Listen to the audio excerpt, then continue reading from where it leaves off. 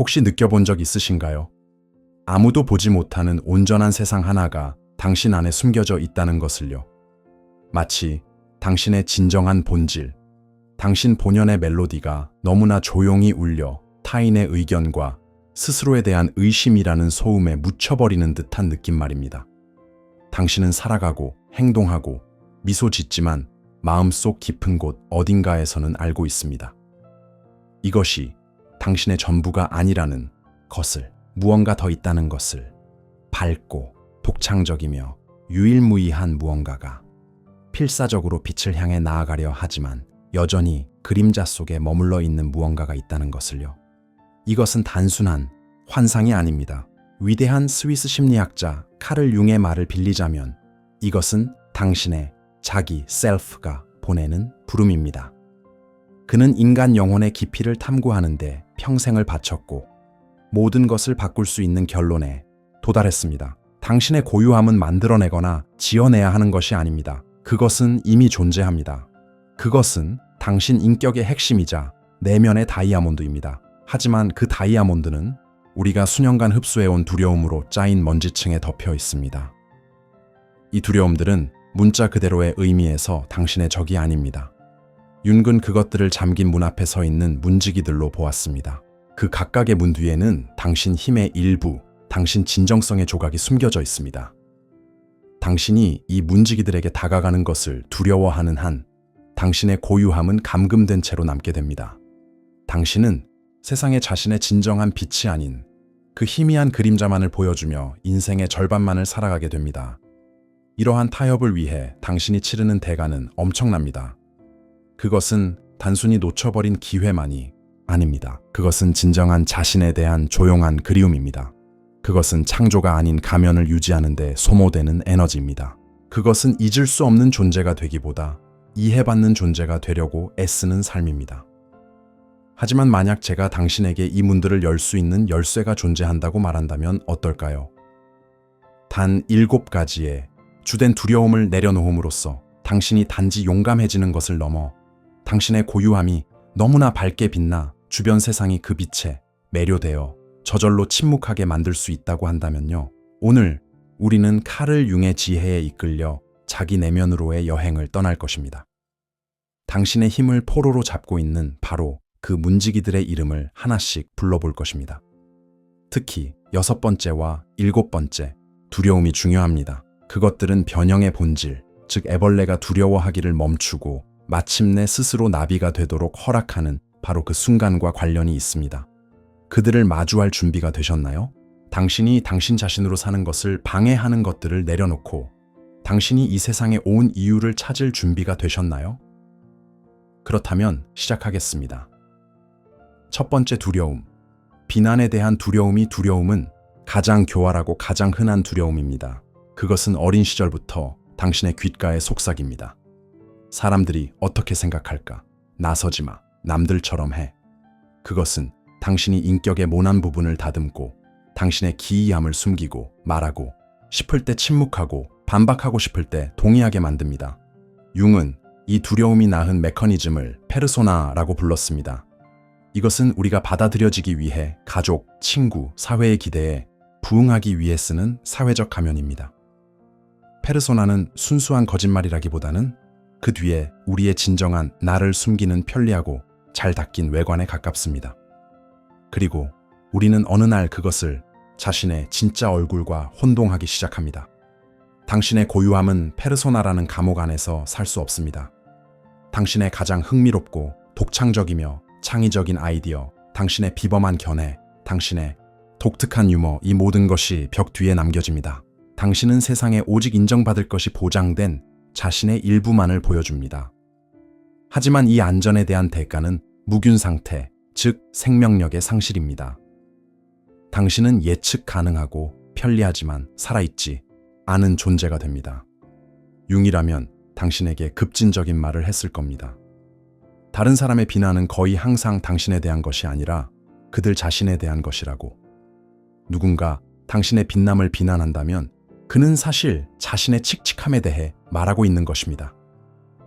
누군가 당신의 용기를 비판한다면 그는 자신의 두려움을 드러내고 있는 것입니다. 그들의 비난은 그들 자신의 그림자, shadow, 즉 그들이 두려워하거나 자신 안에서 받아들이지 못하는 특성들을 투사한 것입니다.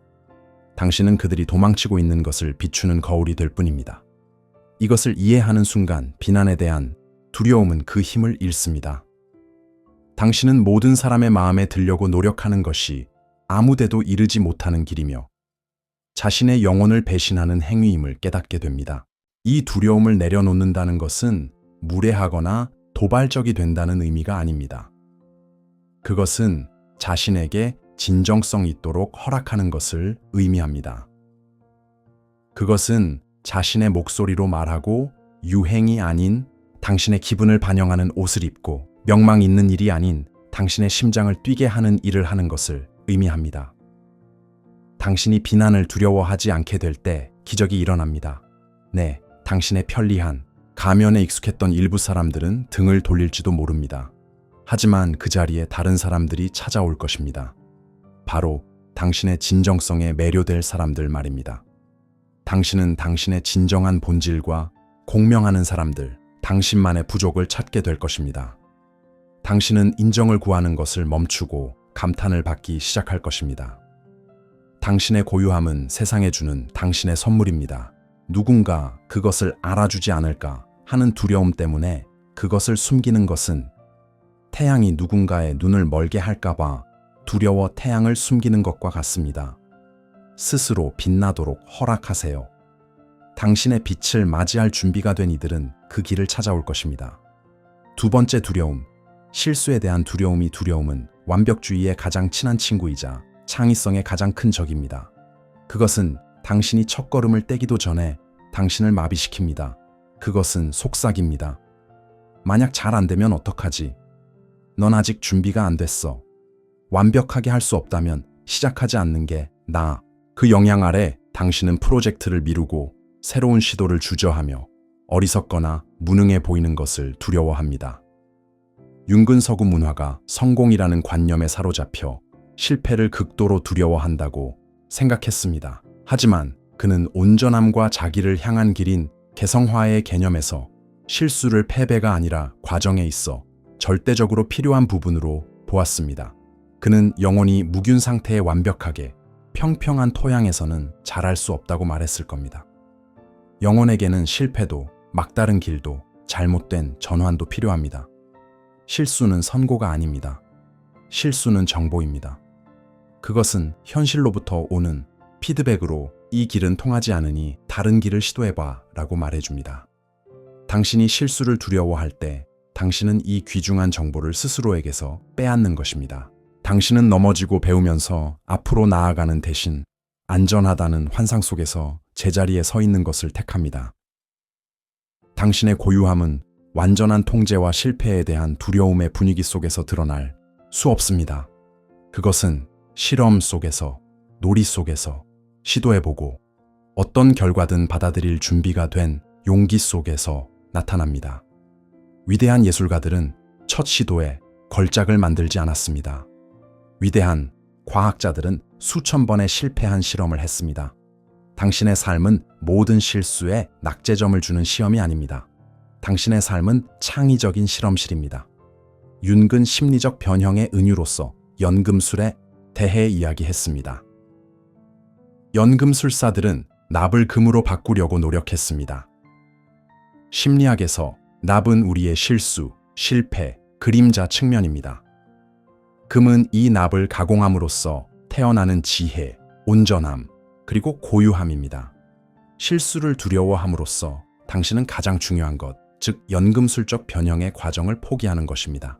당신은 납을 만지지 않고 금을 얻고 싶어 하지만 그런 일은 없습니다. 실수에 대한 두려움을 내려놓는다는 것은 그것에 대한 당신의 태도를 바꾸는 것을 의미합니다. 그것은 삶을 시험이 아닌 모험으로 받아들이기 시작하는 것을 의미합니다. 그것은 자신에게 이렇게 말하는 것입니다. 나는 시도할 거야. 잘 되면 멋진 일이고 안 되면 경험을 얻고 다르게 시도할 거야. 그것은 초심자가 될 용기, 어리석은 질문을 할 용기, 불완전할 용기입니다. 당신이 자신에게 실수할 권리를 줄 때 당신의 에너지는 해방됩니다. 당신은 더 창의적이고 즉흥적이며 생기 넘치게 됩니다. 당신은 오랫동안 꿈꿔왔던 프로젝트들을 시작합니다. 당신은 결과를 위해서가 아니라 과정을 위해 춤추고 그림을 그리고 새로운 언어를 배웁니다. 그리고 바로 이 과정 속에서, 이 두려움으로부터의 자유 속에서 당신의 고유함이 당신의 모든 행동에 나타나기 시작합니다. 세상은 당신의 완벽함이 아니라 살아가고 시도하고 진정으로 존재하는 당신의 용기에 매료됩니다. 세 번째, 두려움, 남과 다름, 그리고 그에 따르는 외로움에 대한 두려움은 우리 정신의 가장 원시적이고 동물적인 층에 뿌리를 두고 있습니다. 남과 다르다는 것은 부족에서 추방당하는 것을 의미했으며 이는 죽음과도 같았습니다. 우리가 문명화된 세상에 산 지 오래되었지만 이 원시적인 두려움은 우리의 무의식 속에 계속 살아 있습니다. 그것은 우리를 주변 환경에 맞춰 모방하고 자신의 진정한 관심사나 가치관이 일반적인 것과 다를 경우 그것들을 숨기게 만듭니다. 우리는 자신의 진정하고 고유한 본질을 보여주면 혼자가 될 것이라고 두려워합니다. 사람들이 우리를 이해하지 못하고 받아주지 않아 고립될 것이라고요. 이 두려움은 우리가 피상적인 관계에 안주하게 하고 단지 외롭지 않기 위해 자신답게 있을 수 없는 집단에 머물게 합니다. 윤기라면 이 두려움을 완전히 다른 관점에서 보았을 것입니다. 그는 사람들 사이에 진정하고 깊은 유대감은 두 온전하고 진정한 인격체가 만날 때에만 가능하다고 말했을 겁니다. 두 개의 가면이나 두 개의 반쪽이 아니라 두 개의 개별적이고 고유한 세계가 만날 때 말입니다. 다른 사람들과 비슷해지려고 노력함으로써 당신은 역설적으로 진정한 친밀감의 기회를 스스로에게서 빼앗는 것입니다. 당신은 동료를 얻을 수는 있지만 영혼의 교감은 얻지 못할 것입니다. 당신의 고유함은 당신의 사람들을 끌어당기는 자석입니다. 당신이 그것을 숨기는 동안 당신은 당신의 가면을 필요로 하는 사람들을 끌어당깁니다. 하지만 당신이 용기를 내어 그것을 드러내는 순간 당신은 바로 당신을 찾고 있던 사람들에게 보이게 됩니다. 가면에 지치고 진정성을 갈망하는 사람들에게 말입니다. 융은 외로움과 고독이라는 두 가지 상태를 구분했습니다. 외로움은 군중 속에서도 느낄 수 있는 고통스러운 고립감입니다. 고독은 의식적이고 자원이 되는 자신과 함께 있기 위한 선택입니다. 남과 다름에 대한 두려움을 내려놓음으로써 당신은 외로움을 두려워하기를 멈추고 고독의 가치를 얻게 됩니다. 당신은 혼자 있는 것이 무섭지 않다는 것을 깨닫습니다. 무서운 것은 누군가와 함께 있으면서도 가식적으로 행동해야 하기 때문에 외로움을 느끼는 것입니다. 당신이 자신의 회사에서 편안함을 찾을 때 당신의 에너지는 바뀝니다. 당신은 결핍과 절망을 발산하기를 멈춥니다. 당신은 자족적이 됩니다. 그리고 바로 이 자족감, 이 내적인 충만함이 믿을 수 없을 만큼 매력적입니다. 사람들은 본능적으로 그들에게 매달리지 않는 사람들, 그 자체로 하나의 완전한 세계인 사람들에게 끌립니다. 이 두려움을 내려놓는 것은 믿음의 행위입니다. 당신의 고유함이 밀어내는 것이 아니라 끌어당길 것이라는 믿음. 세상 어딘가에 바로 당신의 독특한 빛을 기다리는 사람들이 있다는 믿음. 그것은 당신에게 자유로울 사람들을 위한 공간을 만들기 위해 당신에게 비좁은 곳에서 떠날 용기입니다. 그것은 소통의 양이 아닌 질을 선택하는 것입니다. 그리고 당신이 이 선택을 할 때 비록 그것이 누구와도 다른 자신만의 길을 가는 것을 의미하더라도 세상은 진정으로 당신 자신으로 존재하는 당신의 용기에 매료되기 시작합니다. 네 번째, 두려움. 자신의 힘에 대한 두려움. 이상하게 들릴지 모르지만 우리는 자신의 약점뿐만 아니라 힘도 두려워합니다. 우리 각자의 내면에는 거대한 잠재력, 강력한 에너지, 세상에 영향을 미칠 수 있는 능력이 잠자고 있습니다. 하지만 우리는 그것을 깨우기를 두려워합니다. 이 두려움은 가면 증후군, 자신의 성취를 깎아내리는 습관, 리더 역할을 거부하는 것, 칭찬을 제대로 받지 못하는 것에서 나타납니다. 우리는 자신의 힘을 인정하면 거만해지거나 공격적이거나 여성스럽지 않게 될까봐 두려워합니다. 그 힘이 우리가 감당할 수 없는 책임을 지울까봐 두려워합니다. 강해지면 다른 사람들, 특히 남성들을 멀어지게 할까봐 두려워합니다. 윤기라면 이 두려움을 자신의 그림자 속의 금과 영웅 원형을 통합하는 것에 대한 두려움이라고 불렀을 것입니다. 융에 따르면 우리의 그림자 속에는 부정적인 특성뿐만 아니라 억압된 힘, 건강한 공격성, 야망, 리더십, 자질 등 어린 시절 나쁘다거나 겸손하지 못하다고 금지당했던 모든 것이 숨겨져 있습니다. 우리는 이 힘을 무의식의 지하실에 숨기고 편리하고 착하고 안전한 상태로 남아있기를 선호합니다. 하지만 억압된 힘은 사라지지 않습니다. 그것은 우울증이나 심신질환으로 변해 안에서부터 우리를 파괴하거나 통제 불가능한 분노의 폭발 형태로 밖으로 터져 나옵니다. 자신의 힘을 두려워하며 사는 당신은 경주용 자동차를 소유하고 있으면서도 시속 30km 이상으로 달리는 것을 두려워하는 사람과 같습니다. 당신의 고유함은 당신의 힘과 불가분하게 연결되어 있습니다. 그것은 동전의 양면과 같습니다. 세상에 대한 당신의 독특한 선물은 그것을 실현할 힘을 요구합니다. 당신의 고유한 목소리는 자신감 있게 울려 퍼질 힘을 요구합니다. 당신의 고유한 사명은 장애물에도 불구하고 그것을 따를 힘을 요구합니다. 이 두려움을 내려놓는다는 것은 당신의 존재에 대해 사과하기를 멈추는 것을 의미합니다. 그것은 당신의 재능과 성취를 인정하는 것을 의미합니다. 그것은 기회의 예라고 말하고 당신을 고갈시키는 것에 아니오 라고 말하는 법을 배우는 것을 의미합니다. 그것은 자신을 눈에 띄게 영향력 있게 의미 있게 허락하는 것을 의미합니다.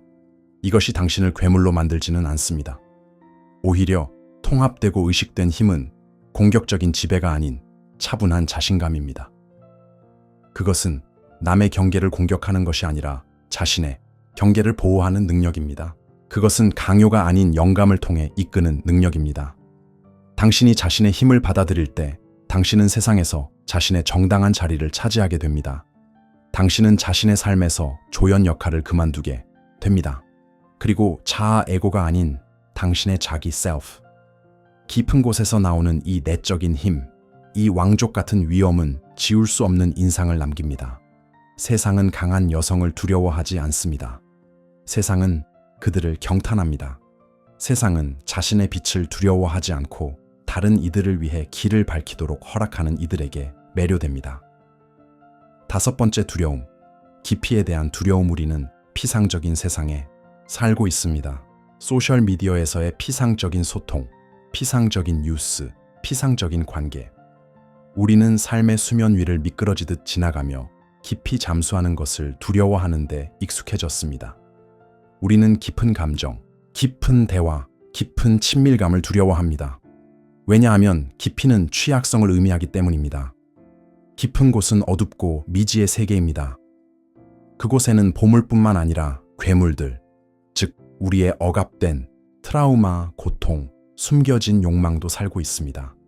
그리고 우리는 자신 안에서든 다른 사람 안에서든 그들과 마주치는 것을 두려워합니다. 우리는 자신의 그림자, 연약함, 불완전함을 보여줄 필요가 없는 가볍고 구속력 없는 관계를 선호합니다.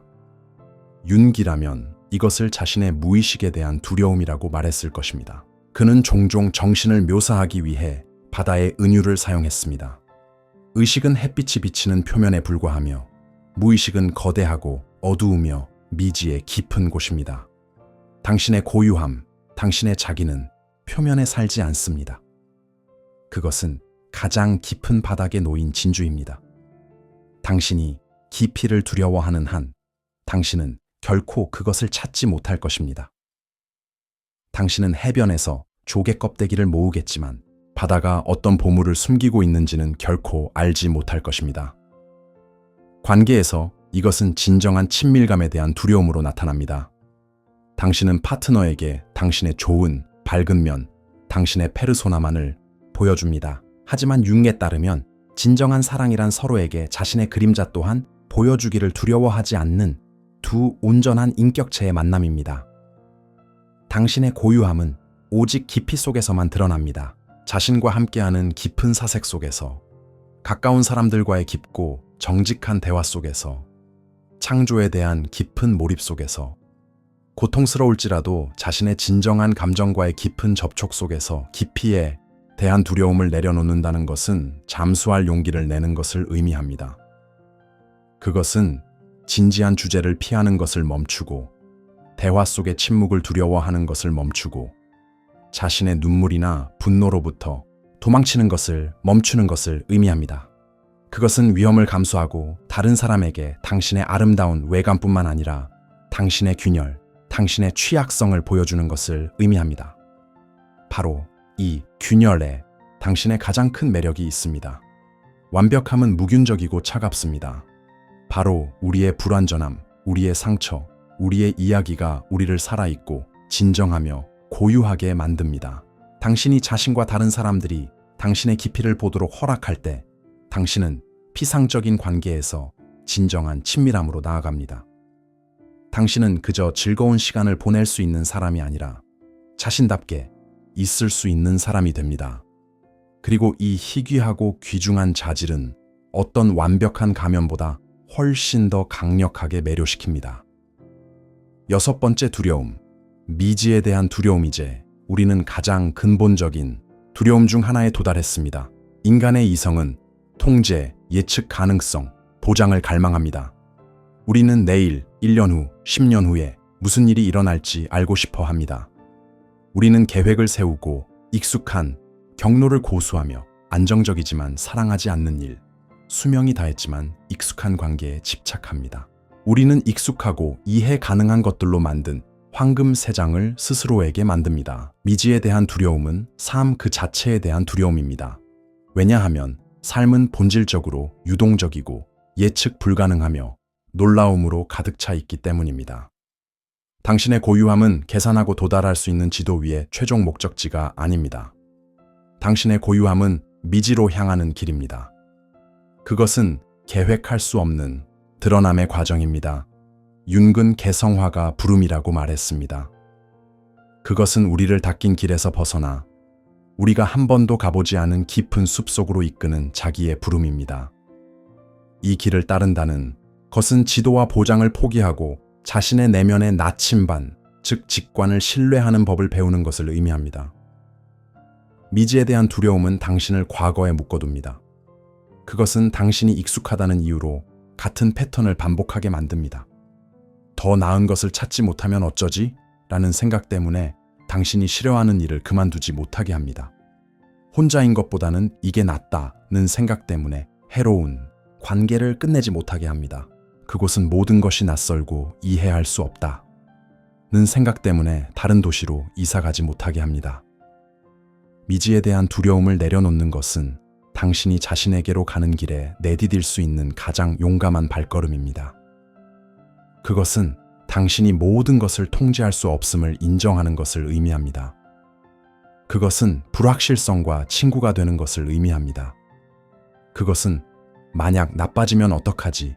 라는 질문을 만약 믿을 수 없을 만큼 좋아지면 어떡하지? 라는 질문으로 바꾸는 것을 의미합니다. 이것은 무모함에 대한 촉구가 아닙니다. 이것은 믿음에 대한 촉구입니다.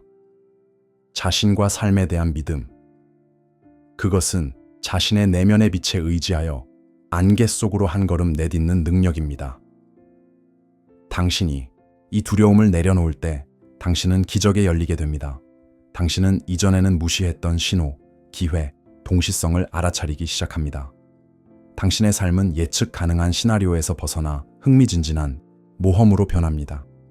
당신은 탐험가, 여행가, 자기 우주의 발견자가 됩니다. 그리고 이 발견자의 에너지, 이 새로운 것에 대한 준비, 이 세상에 대한 개방성은 믿을 수 없을 만큼 전염성이 강하고 매력적입니다. 세상은 자신의 요새에 앉아있는 사람들이 아니라 그 너머에 무엇이 숨겨져 있는지 모른 채 대담하게 지평선을 향해 떠나는 사람들에게 매료됩니다. 7번째 두려움, 과거의 자아를 잃는 것에 대한 두려움 그리고 마침내 가장 깊고 가장 미묘하며 가장 변혁적인 두려움입니다. 이것은 죽음에 대한 두려움입니다. 육체적인 죽음이 아닌 심리적인 죽음. 이것은 당신이 자신이라고 여기던 그 사람을 잃는 것에 대한 두려움입니다. 당신은 수십 년 동안 당신의 인격을 구축해왔습니다. 당신은 당신의 습관, 반응, 신념을 알고 있습니다. 당신은 항상 불안해하는 사람 또는 모두를 돕는 사람 또는 상처받은 마음을 가진 여성입니다. 이러한 역할들은 비록 고통스러울지라도 당신의 정체성의 일부가 되었습니다. 그리고 당신이 변화의 문턱에 서 있을 때 끔찍한 질문이 떠오릅니다. 만약 내가 두려워하고 불안해하고 남을 기쁘게 하는 것을 멈춘다면 나는 누가 될까? 나의 고통이 없다면 나는 누구인가? 이것은 공허함에 대한 두려움입니다. 미지의 나에 대한 두려움. 융은 이 과정을 연금술적인 죽음과 부활이라고 불렀습니다. 새로운 것이 태어나기 위해서는 낡은 것이 죽어야 합니다. 애벌레는 번데기 안에서 완전히 녹아 영양분이 되어야만 그로부터 나비가 형성될 수 있습니다. 애벌레인 채로 날개를 얻을 수는 없습니다. 당신의 고유함으로 가는 길은 변형의 길입니다. 이것은 단순히 새로운 특성을 추가하는 것이 아닙니다. 이것은 당신의 인격 전체에 대한 깊은 재구축입니다. 그리고 이것은 무서울 수 있습니다. 당신은 방향 감각을 잃고 지지 기반을 잃었다고 느낄 수 있습니다. 옛 친구들은 당신을 더 이상 이해하지 못할 수 있습니다. 옛 관심사들은 빛을 잃을 수 있습니다. 두려움을 내려놓는다는 것은 변태의 과정을 신뢰하는 것을 의미합니다. 그것은 당신이 자신을 잃는 것이 아니라 찾는다는 것을 이해하는 것을 의미합니다. 당신은 낡고 비좁은 피부를 벗어던져 새로운 피부가 자라나게 합니다. 당신은 거짓되고 두려움에 기반한 인격을 놓아주어 당신의 진정한 자기가 나타나도록 합니다. 이것은 엄청난 용기를 필요로 합니다. 과거의 나를 애도하고 미래의 나를 호기심으로 맞이할 용기.